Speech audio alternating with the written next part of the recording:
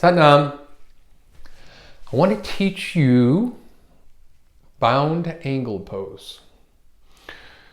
So the idea with these positions that I've been sharing is that I want you to be able to sequentially be able to get yourself to be able to sit into lotus pose. Staff pose is what we shared first and some variations of it. Now I want to show you bound angle pose. And what bound angle pose will help you to do is get that external rotation of your hips so that you can sit more comfortably.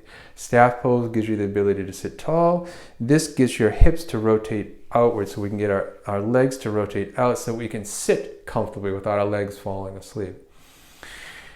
Here's how it works. So you want to sit so that the soles of your feet come together. So that's the first thing you got to do. Get the soles of your feet to come together. How high up your legs are, that doesn't matter. How far away they are from your body, that doesn't matter. Not right now anyway. So you put your feet together.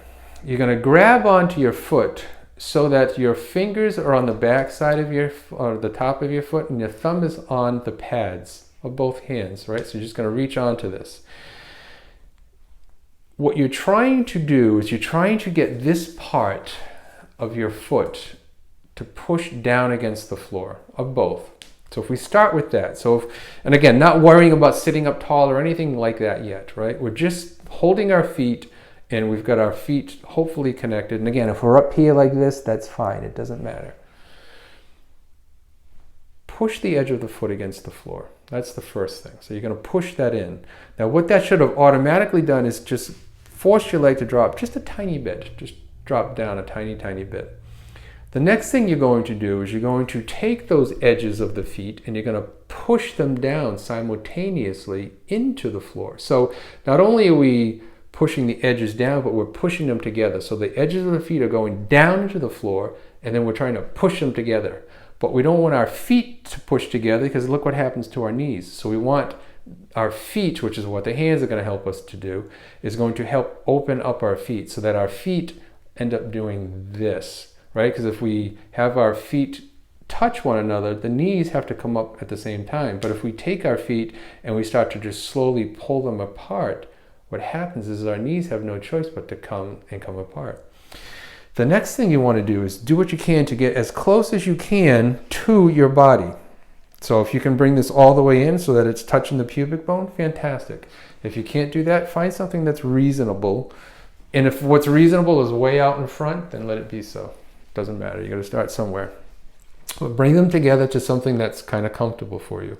And again, all I'm doing right now is I'm just pushing my feet this way and then bringing them together this way. That's all I'm doing right now.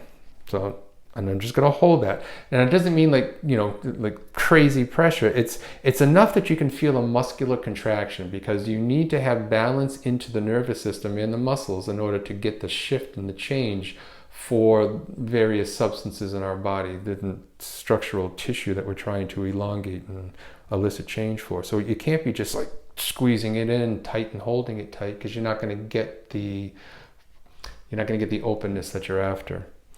So again, pushing down, pushing in, and then you want to think about bringing your heels closer to you. And again, you don't have to move them. It's just bringing them closer because what that's going to start to do, that's going to start to take your lower pelvis and get it out of its anterior tilt, which is why you're doing this because these muscles are too tight. So we're trying to bring balance to them. So if we can start to come forward with our chest and our chest starts to come up high and we can start to slowly rotate our pelvis forward as we're pushing down, as we're pushing in, and as we're pulling back, we're in a good position. Now our arms. You want the fleshy part of your arm. So you want your arm, you want this bicep to not be turned inward like this. So when you're holding this, because all that's going to do is just raise your shoulders up. So you need to get this part of your arm and you need to flip it so that the fleshy part is facing forward. So if that fleshy part is facing forward, that's going to pull your shoulders back and down. So it brings them down and back, opens up the chest. So fleshy part forward, that's on both arms. You want to do that. So you sit like that, where you're sitting like this. Now you're actively taking your hands, elbows are locked. You're actively taking your hands and you're also pulling your feet apart a little bit as you start to continue to sit up slow. Now you can as well push your butt into the floor. So if you push your butt into the floor, as you're bringing your feet in closer, as the sides are pushing down, as they're pushing together, as your arms are helping you to kind of just splay your feet open, what ends up happening is that your legs, as you can see, they start to get lower and lower and lower. Now, I've not been blessed with wonderful flexibility. Any flexibility I've gained is I've certainly earned it. So I can't just plop my legs down. I can, after some time, my knees can touch the ground, but it takes some time for me to do that. So we don't have enough time in this video, to be honest, to get there. But I can get there.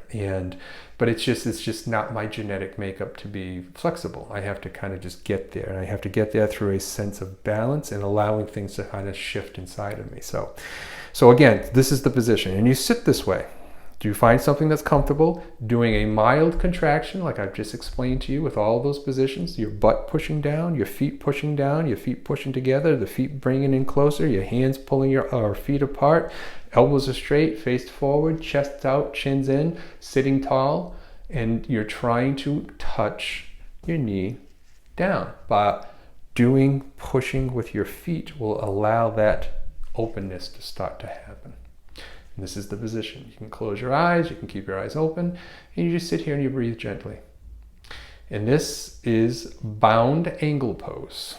It is the next step, getting us a little bit closer to getting us into full lotus pose. So we can sit with both legs on top of either thigh, and we can sit there for a long time because it's comfortable. So try this. It's a great position to do. I wish you well. Sadnam.